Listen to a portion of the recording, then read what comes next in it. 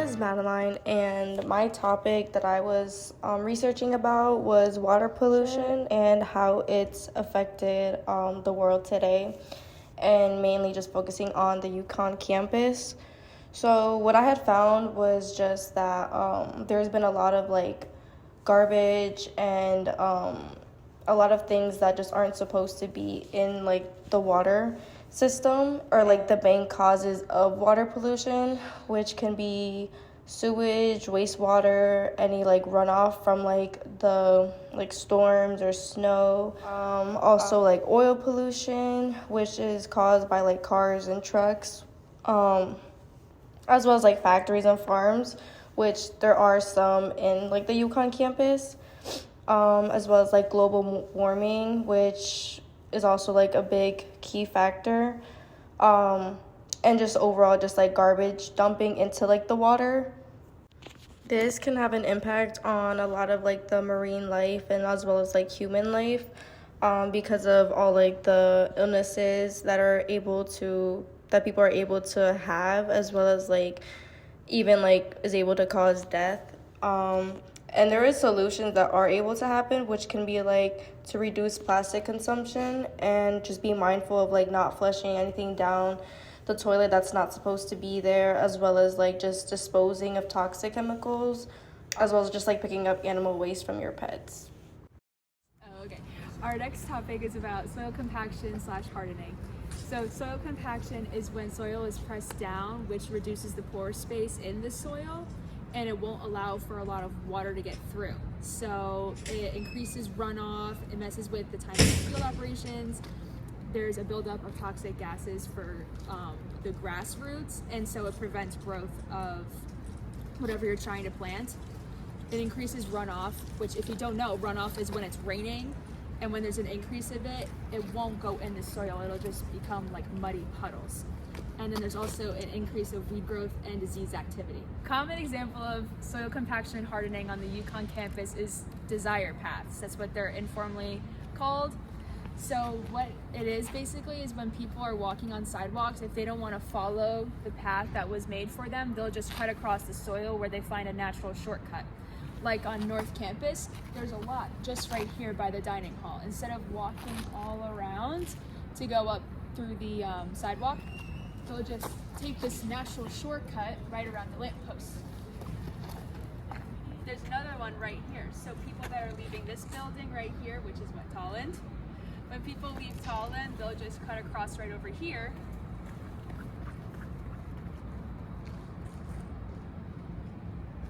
Like so.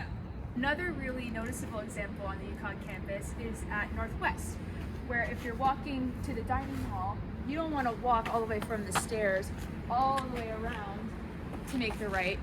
Most students, myself included, just walk across.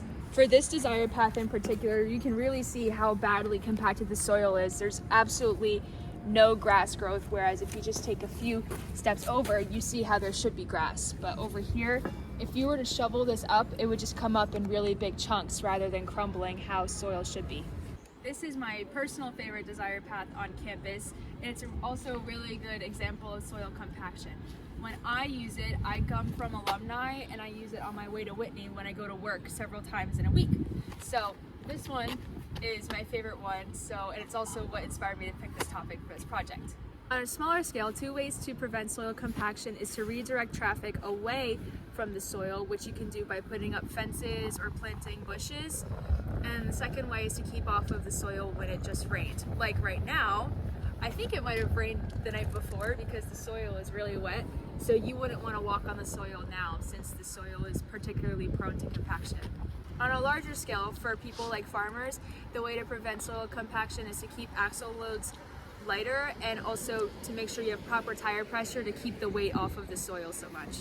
On a smaller scale, a way to fix soil compaction is to replace the soil, or you can aerate the soil by using a machine to unplug all of the soil plugs that soil compaction had caused. On a greater scale, for people like farmers, you can also aerate the soil by using a larger machine for that, or you could also deep plow the soil.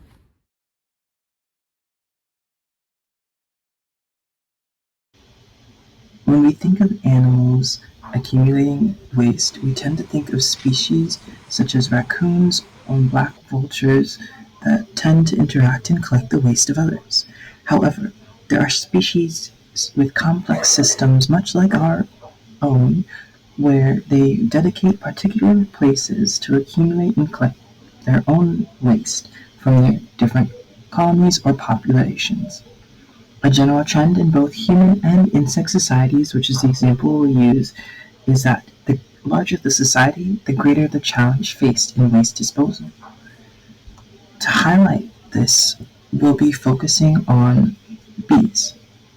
Bees have different forms of waste collection, such as the mortician or undertaker bees, which will pick up the dead fellow sisters and brothers and fly them away to remove them from the hive for hygienic purposes. As they collect the waste, they tend to make sure that the environment and the hive is healthy and stable so that the other worker bees do not go into contact or catch anything. When the dead bees are deposited, they are placed at the entrance and consumed by ants, yellowjackets, or other scavengers who benefit from this. In perspective of food waste, some bee species actually pile their extruded waste in a particular spot, much like we have our toilets and our sewage and our landfills, perhaps choosing the front cell while others tend to prefer the back of the sides. With this example, we're going to use mason bees, and they spin cocoons, and unlike honeybees or unlike the cocoons that we are familiar with butterflies, these cocoons incorporate feces into the structure. In fact, the brown pellets are left on the space between the cocoon and the cell wall, as you can see in this photo. In many cases, the waste accumulation means maintaining cleanliness within living spaces as a way to manage waste, and in other cases, it is a contributor to the greenhouse gases and geological record. At UConn, there is a landfill remediation project. It started back in 1998 when an order that required UConn to thoroughly check the nature of the soil, surface water, and groundwater pollution that came from the university's landfill, which is now FLOT. The project process resulted in preservation of 31 acres of wetlands and 33 acres of uplands. And from the website, I'm reading that it removed about 40,000 cubic yards of contaminated soil and sediment, and it restored 3 acres and creation of 2 acres of wetlands, and it created vernal pool. They installed a parking lot, hence FLOT, and they've been committed to the groundwater monitoring for 30 years and wetland expansion for 10 years. Later in 2016, they opened up the Hillside Environmental Education Park, HEAP. HEAP is an open space network which includes parks and hiking trails.